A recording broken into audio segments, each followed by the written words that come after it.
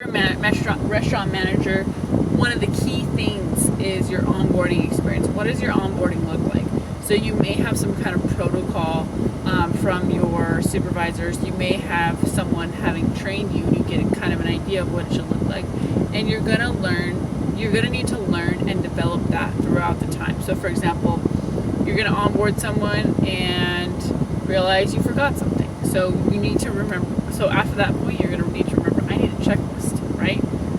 Some kind of clipboard or some kind of paper that's easy to mark off, or on your phone or what have you. Anyways, you're also going to need to have a concept of when you're going about your day-to-day with workers and you're like, wow, everyone doesn't seem to know this basic fact. That's something that should be in your onboarding, right? It's something that everyone should know. So for example, everyone should know, for me, I realized that the soda bibs, if you guys know what bibs are, the soda in a box, are like super basic in terms of changing them in and out. But for some reason, my employees thought, no, this is a manager job. Managers knew how to do that. I don't know how to do that. Like, you learn just the same way as I do. There's direction on the box. But anyways, show them during your onboarding, you know?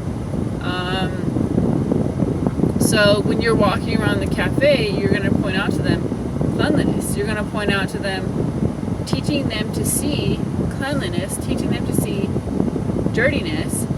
Like, you just change the way that if they're looking at this, now they can see cleanliness, right? So now they're going to be observant, and now they're going to be caring about that, and they understand you care about that, and now they're going to understand, to make her happy, to do well, I need to care about that, right? So that's what I would add to your existing onboarding experience. Your existing onboarding experience should be clear, concise. Don't go over it. You know their attention spans, right? You cannot go over things just sitting there long-winded. You're going to want to, the best one that I've ever had is one of my coworkers who, she was almost too short-sighted. She was just like, she would teach you this sentence, she would say this sentence, and then she would say, questions about that, repeat that back to me. So you want to engage them a lot. Like, so say, this is the uniform, can you explain the uniform for me? Actually, that's a whole different thing. Because the uniform, I would explain it to them on the phone when I'm telling them to come in. And I would tell them they need to come to their onboarding, which is before they start their real day of work, in their uniform, so I can see it. Because after that, they would go to a training event, and at the training event, they needed to be in uniform, or else they'd be turned away and have to go, not go for another 2 weeks. So I would say, you need to come in your onboarding in your uniform. That way I can check it before they go to that thing. And, because way too many problems have happened. Anyway, so have them come in their uniform. Another aspect to this is to have all the paperwork ready. Like, if you know you have that at 2 o'clock, print it out the night before, or print it out at 10 a.m. Have all the paperwork ready, like pre-fill as much as you can, so that they come in and you're like, all right, do this, and like you're pulling up the application or whatever for the onboarding, and you have them start filling that out, right? You have your side of the paperwork that you need to do. They're filling stuff out, right?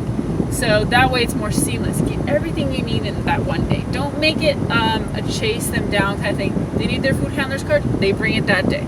They need this form filled out, they bring it that day. Make everything happen in that one day. The day after that, you never have to talk paperwork with them again.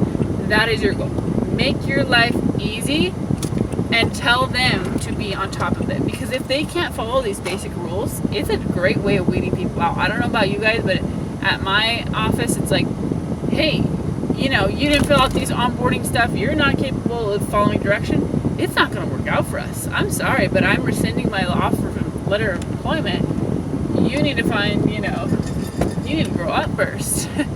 So all these keys, helping yourself organize is going to help them in the long run of helping them wake up, grow up, and get prepared.